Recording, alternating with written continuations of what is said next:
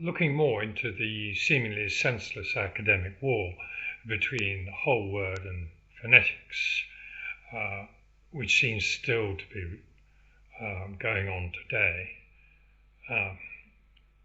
I've managed to dig up, or at least to have a sense of something that it's much more important than even the current protagonists believe. Much focus has been done on things like it creates terrible writing and causes some real problems in reading. I mentioned that in the previous one, I think, previous post, when I was talking about having to extort the meaning from words, sentences, etc., rather than have it come naturally with a flow. As it were, when you're walking, you don't command individual muscles to put one foot in front of the other. But there are certain medical conditions where people have to do that, and it makes walking tremendously difficult. Whereas most people do it as easy as falling off a log, assuming that you're reasonably fit to be able to walk.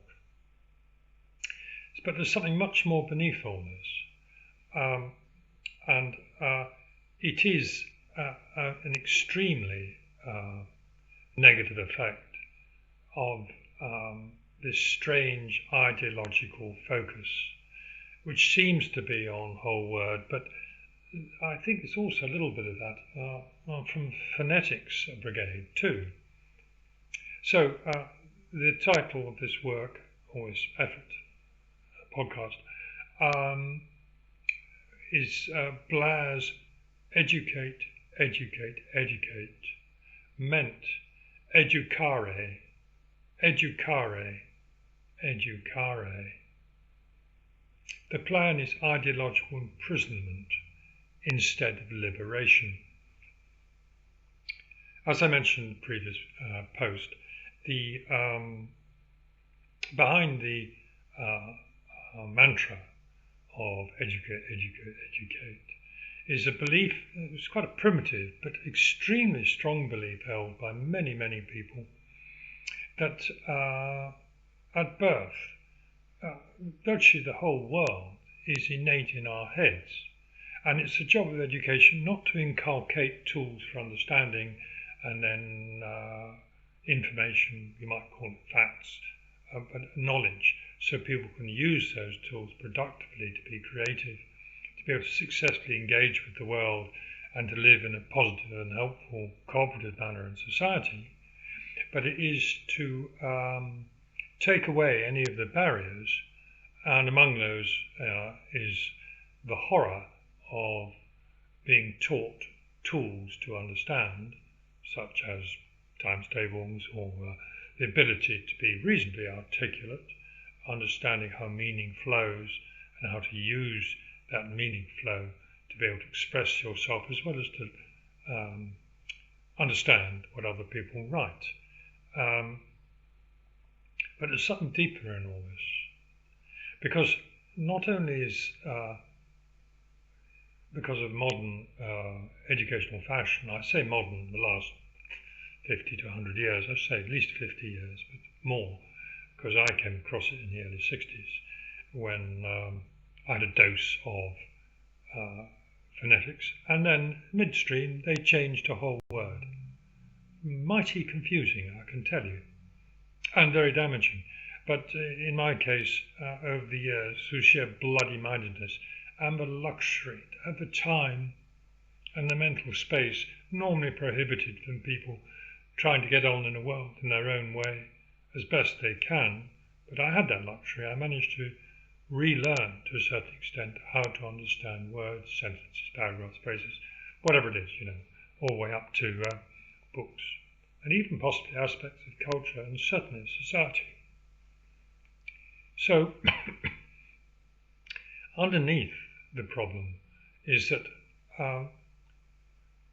as I mentioned, combinations of words form phrases, and there's a metamorphic effect where the meaning of individual words produces another meaning.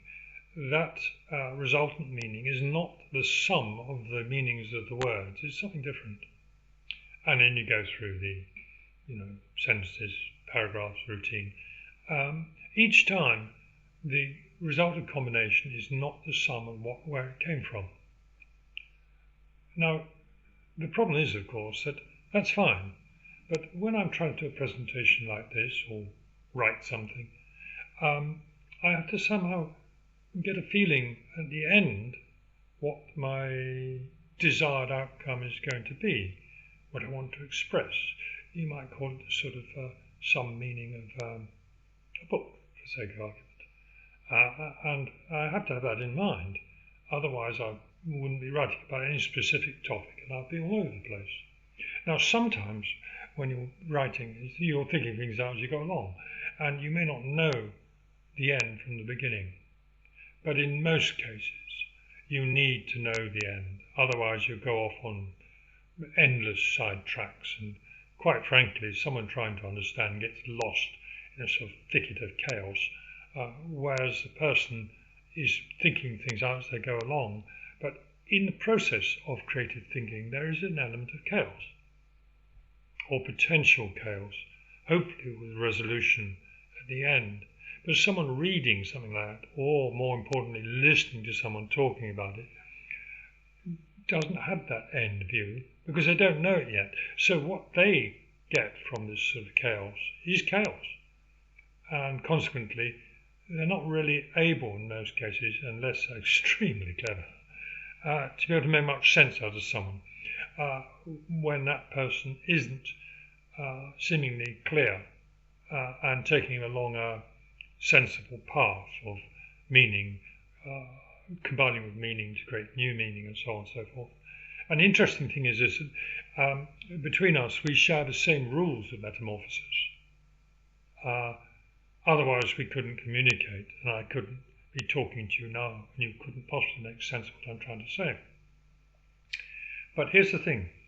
What's missed out in a lot of this is not just the potential damage to reading and understanding, and also the damage to be able to write coherently, but it also damages listening.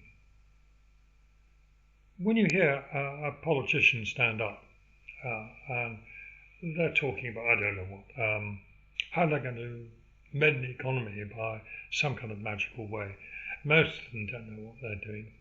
They're sort of thrashing around, rather like in the world of sailing and dead reckoning, before clocks enabled mariners to know pretty close to within maybe 100 yards of where they should be. Well, anyway, let's say quarter of a mile.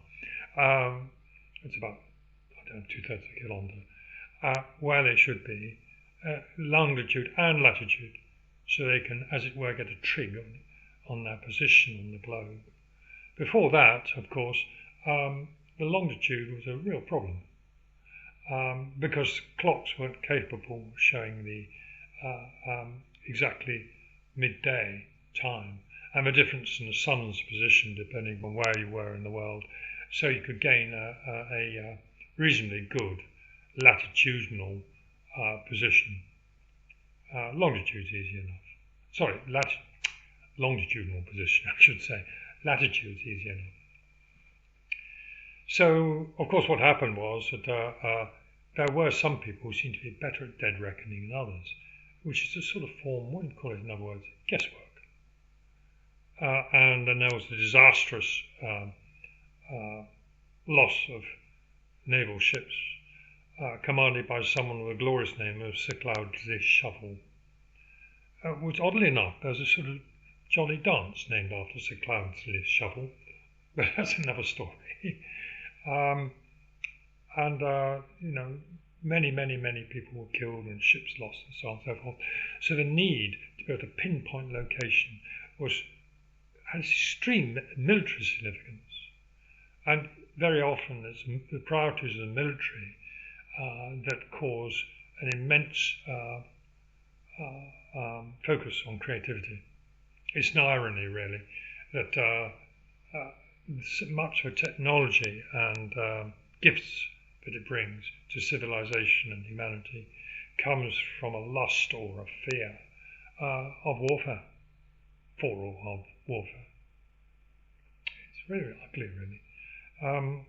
And of course, people who make a living out of keeping things as business as usual are the very ones who are most conservative and don't like innovation because it can spoil their money-making arrangements.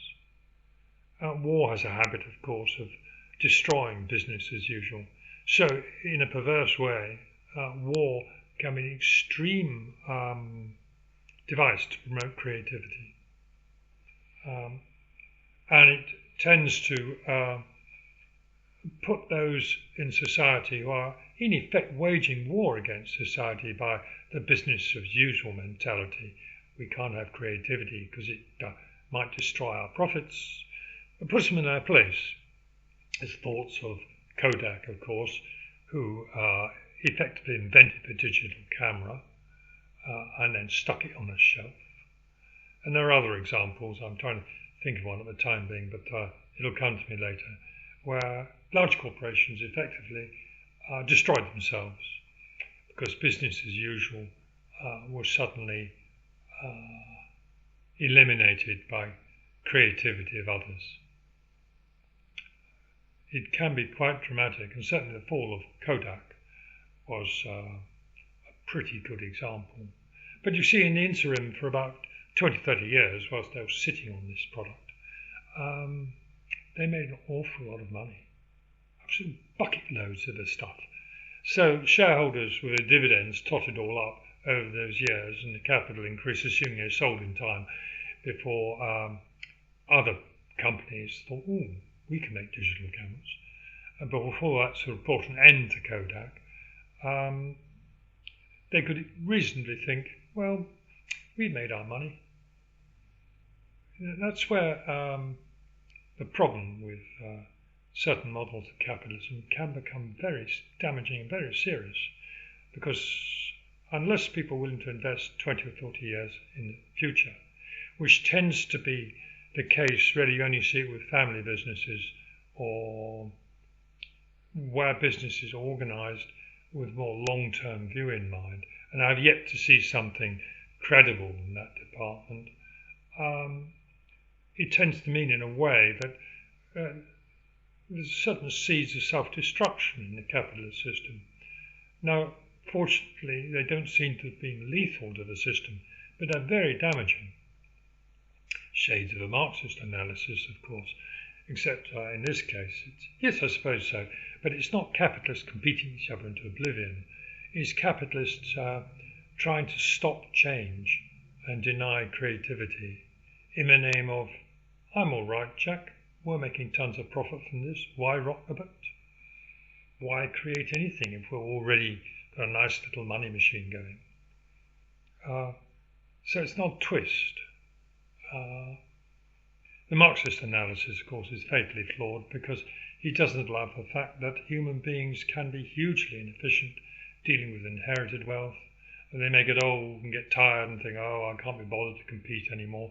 There's all sorts of failings in his analysis, apart from the fact that it's very deterministic and denies the paradoxes of reason, which are so essential to humanity, understanding and freedom of thought. Certainly a determinist doesn't like the idea of freedom of thought. I should say carefully that freedom of thought is not the same as freedom of will, but that's another story, not for now. So we have a situation where seemingly an educational fashion has replaced phonics in large areas, though phonics is coming back in some, for an ideological reason. Now, if you look at it, if you're teaching and you say, oh look, there's a tree over there, and you point to the tree over there, ooh, lovely, and oh, tree. And the theory is that the whole word tree is associated with that object in the landscape. And it's not, when you're learning words, you learn the words as a whole, not as in bits. Tree, or when you have propylene, because that tree is just, I think it's one lump, but you could say automobile. So, and then you have the letters A. You phonetically build up the noise of single letters. But oddly, the English alphabet, A, B, C, D, E, yes, wasn't quite appropriate. So we used an A, B, C, D, and so on, as well as A, B, C, D, E. So it helped us to build phonetic lumps in words. This is quite useful, particularly when reading text, when you come across a word which you're not familiar with, because you can still construct the sound, which means that it can better fit into what should be meaning flow. Whereas if you don't know the sound of a word and be able to construct it from individual letters, then it can get very much harder. I mean, it's the reason why, in some ways, that phonetics works quite well. It's because language develops as speech first of all anyway, not writing. So it's sort of following that development from speech, sounds, into writing and so on, whereas phonics doesn't. Sorry, not phonics, whole word doesn't. I get terribly confused in my old age.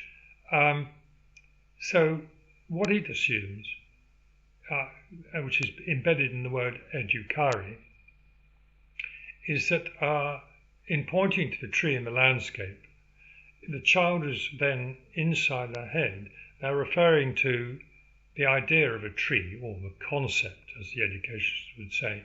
Idea is a much better word, but doesn't belong in the academic imagination in this subject. And the tree is already embedded in your head, along with everything else that's important to learn. So you're really just linking up what's already in the child's head, and the child is drawing it out, the child, an abstraction. Anyway, drawing it out, oh yes, that's a tree, I've already got it in my head, clickety-click. So it follows, of course, that if someone comes along and tries to break down words, you're destroying that simple process of discovery, and you're in effect discouraging children from being able to access to this pre-established, pre-programmed view of life, the universe and everything already in their head at birth. Interesting is that this is thought to be the same for all children. So therefore the process of learning is the same for all children, regardless of their character. You need the same process.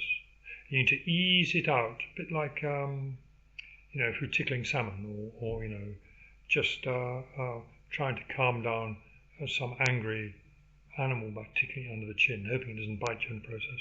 You just ease it out. And of course it's voluntary, and there's no need for external discipline in this, because the joy of discovery is innate. Because it enables children to be able to get on in the world and do things. So what child wouldn't like that? Good, bad, or indifferent. It's just sort of bypassing types of character, and therefore you can deny safely in the educational world, or generally, that there are such things as particularly nasty children who turn out to be particularly nasty adults.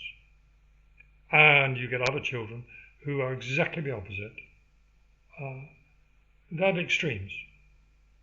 Now, because someone is inherently nasty, it doesn't mean to say that you have to treat them in an inhumane manner.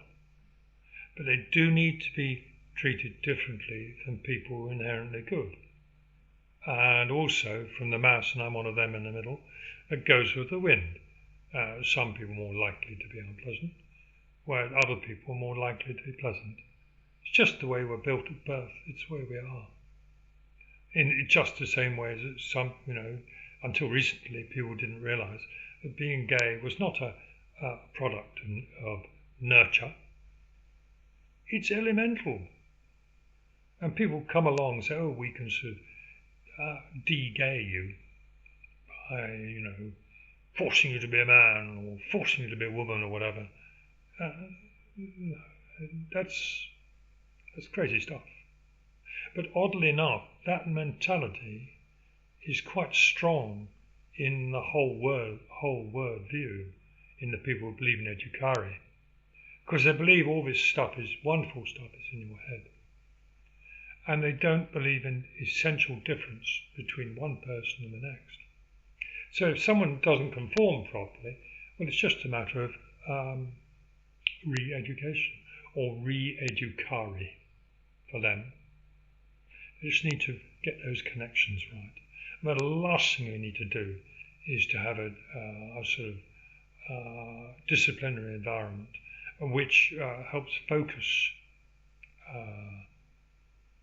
children focus on things that will extend their agency.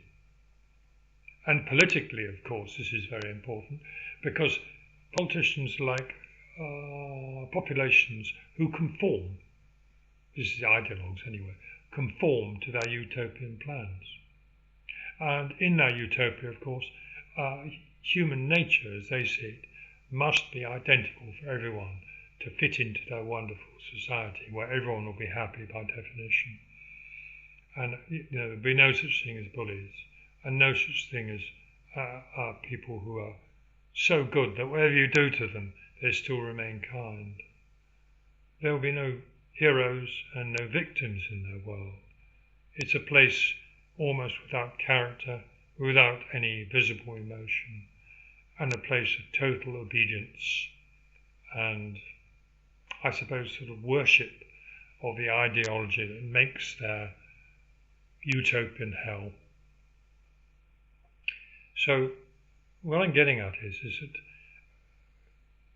if a politician stands up and starts talking, they're doing something highly sophisticated if they're up to their job. And that is, they are thinking, as I had to do, through a process of reverse metamorphosis, down to very simple or fundamental things, down to even single words almost. Usually they go down to a certain level of prejudices, a sentence or two, The English don't have culture. That's a good one. Pop that one in. Or from the racist angle, well, anyone with skin that is the same tint as mine, be it black skin, brown skin, yellow skin, white skin, a bit off white skin, and so on and so forth, they're not human, they're not properly human, and therefore justifies us treating them as inhuman. It's pretty ugly, but it can be the case. So a politician will do this. He goes through reverse metamorphosis. He's got some grand, she's got some grand plan, which they want to enact. And so they then break it down, and they try to get down to that level of simple prejudices. A prejudice doesn't have to be bad. It's just a prejudgment. It can be perfectly decent, but often it tends to be bad, because the point is you only got one good, one right, and you get an infinite number of wrongs. So prejudice is rather smeared by that fact. But you get down to a certain level and think, okay, if I can impress the voters or the mob, who me as the authority and I want to be behind me, in other words, beat up my rivals, I might say so, I get down to that level. I need to go from the grand plan and then just thinking, I dismantle it down to that level. Each time through reverse metamorphosis, the words that are found to have combined and metamorphosed into something larger are not logically what make up what you've gone from the previous stage. It's very important. You right down to the fairly basic level. And if you're then encouraging the voter, as they say, government, to reconstruct. And if they can reconstruct in the same way as you had sort of, I hate using this word, Derrida's, makes me rather annoyed, as you deconstructed going down, then you can get a result. The fatal flaw of Derrida's deconstruction is he didn't understand a combination of metamorphosis and meaning. which runs coach and horse through what is a very simplistic and consequently very dangerous misunderstanding of how language works, or what it really does. One of the side things to notice about language is that it enables us to talk about things we can't imagine. You can't imagine culture, can't imagine society. A physicist can't imagine force, can't imagine gravity. You can demonstrate them. It's quite likely you can feel some of them. Strictly speaking, we don't see light. We perceive, in our perception, we may perceive it, but we don't perceive light as such. And that's quite significant. But language enables us to talk about it. It enables us to talk about generalizations, such as the people. I don't like that, but there it is. Or, nations. And strange things, like we give names to things we call colours. That's a great generalisation, albeit its specific aspects, but everything I see it's pink is pink. Generalisation is there. So words are immensely significant as tools, and are deeply, deeply underestimated in their sophistication. It also, of course, which is a real killer, is that the word contradiction is in language. The very word should not be allowed in logic because it's meaningless, because by its own law, the law of non-contradiction, it self-destructs. It has its own, as it were, death sentence in its nature. But contradiction is hugely important because it enables us to understand, to recognise causality before and after, and you contrast the two, and very much more. It's one of the most important words in all of human understanding. And it is because it is evidence of the third paradox of reason. Without it, we couldn't reason.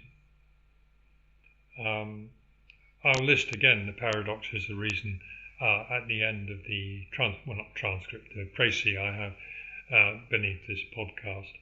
It's worth looking at it. If academics and the wider intelligentsia really understood the nature of the paradoxes of reason, it will blow ideology out of the water and bring back humanity into politics, because they're essential, absolutely essential to human existence and humanity.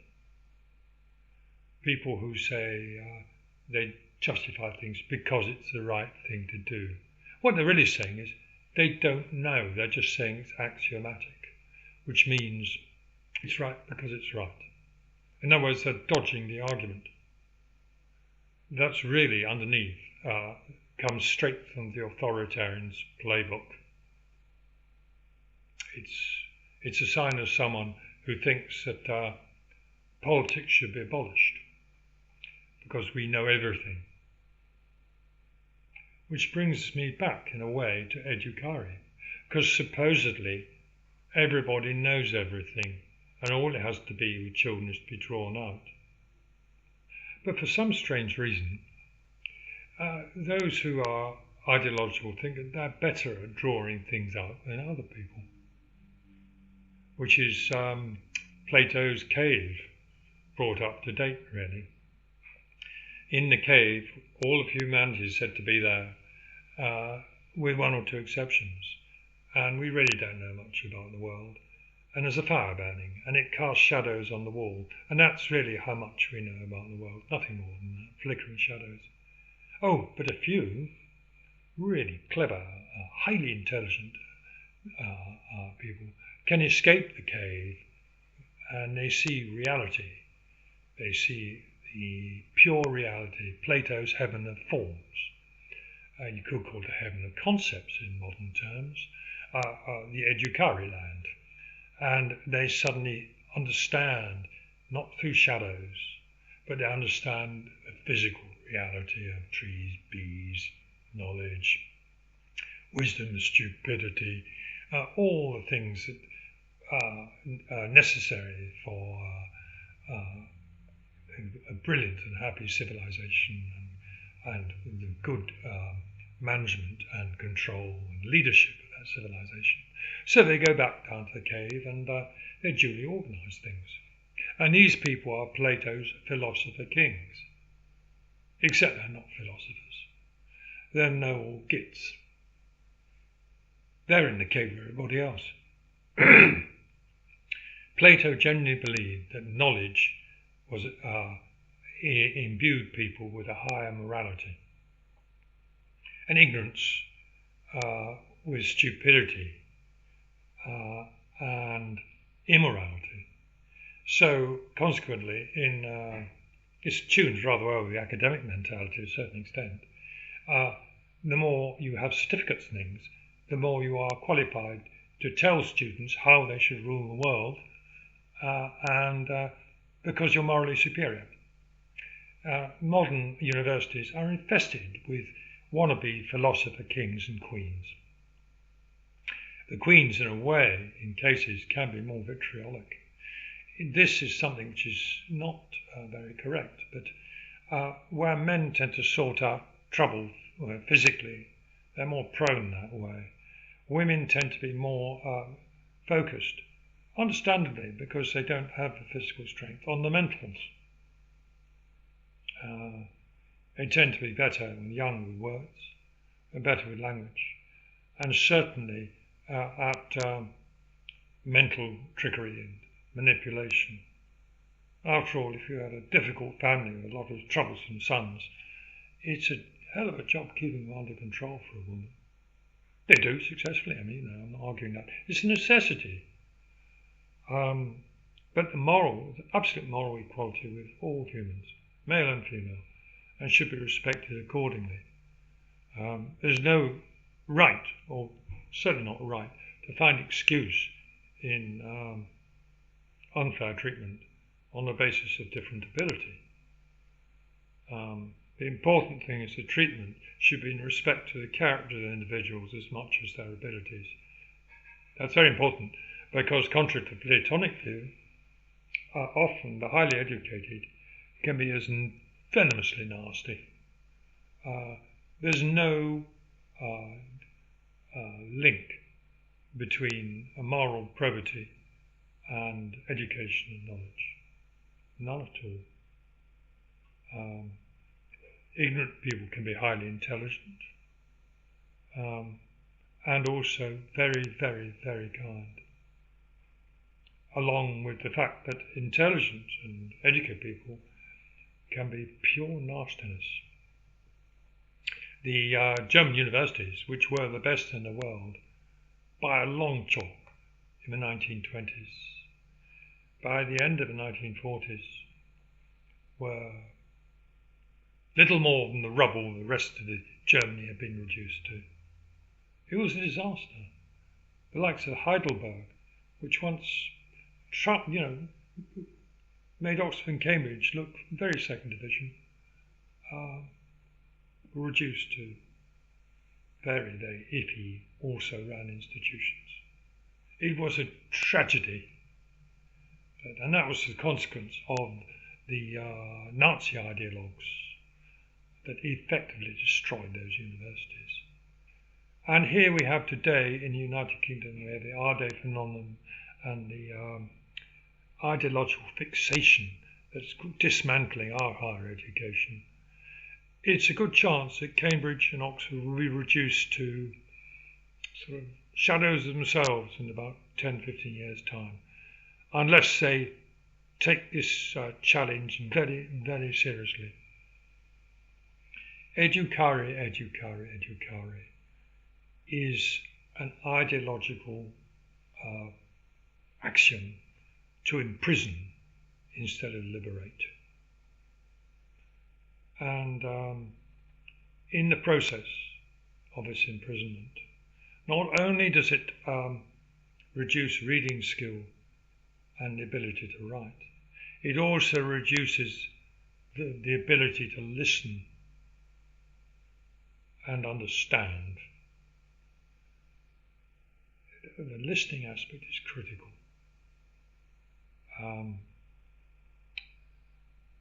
So there we are. Somewhat grim, but I think the symptom of something very much more serious is behind the phonics and whole word dispute. And it's philosophical base of both of them. They have very different philosophical bases. And because there's a difference, that causes the dispute to be an either or dispute, as opposed to one where you can certainly take certain things from the whole word view as sensible. There's no doubt about that. You only need to go around, if you're learning how a factory works, someone point out and say, well, have you seen a bottling unit with its cups and the way the bottles come up and down? So, what do you mean by that? Oh, I'll show you. And they'll show you. Or they might say, in the electrical world, they might talk about capacitors, variable capacitors, chips, all sorts of other things, synchronization of alternating current between the windmills pumping it out and the old-fashioned gas-powered or coal station turbines. Now, understanding that's quite critical, but if you don't use language people understand, they blank. They just don't know. And you haven't been taught the language in a way that meaning flow is fairly easy to do, instead of having to extort meaning from individual words. Then if you're in an environment that you don't really understand, shall we say you're a new minister of energy, whatever they're called nowadays, and someone's trying to explain to you that getting the AC out of synchronization by more than maybe a degree or two from the output of a turbine, a windmill turbine, or hundreds of windmill turbines, if one or two of them get out, one in fact, you start blowing fuses literally on a gigantic scale. And enough time, as it happened in Spain a couple of years ago, a whole country can black out. This is incredibly serious. But I imagine that most politicians, having come up through the arts, and most of them now, charities and so on and so forth, and possibly advertising agencies, but mostly not, wouldn't have a chance unless they sat down for an hour or two to think through carefully the danger, the actual danger involved. We could see the whole grid collapse if we go too far in renewables without sorting out the problem of synchronization. Anyway, there you go. I'll stop this now because I'm beginning to ramble and going off on those tangents, which, as I said earlier on, can damage understanding. The basic thing is to understand that the ability to listen and understand is severely undermined by the ongoing row between whole word and phonics, and that at the base of it all, philosophical base, we have educare, a sort of Neoplatonic axiomatic assumption about life, the universe and everything, fighting other people who believe that understanding is more organic and linked to our physiology of perception and so on and so forth, which is a very different scene. There's a complete lack of sophistication, which is a danger. I think we will sort it. I always think there's a hope, but we are digging ourselves into a deep hole. Intellectual stupidity, artificial stupidity, on a vast scale, is rolling over the universities. The Cambridge academics, the way they gushed over our day, is symptom of something almost a mental problem. It isn't, it's actually ideological stupidity, artificial stupidity. Ideology does part of the planned ideology is to destroy human agency so people conform and they don't see fault in the ideology. So artificial stupidity is a very major part of it, to inculcate that. Anyway, thanks again. And if this is, I doubt many people get to the end, but I hope they do. But also, please look at the written text beneath, because it is a sort of précis, and there's one or two little bits and pieces in there which are different. And there's a couple of links which might be useful. And the paradoxes of reason appear at the end. And I bang on about this. If you don't get that, then I'll keep on hammering away. But until you do, there's a problem. Bye for now.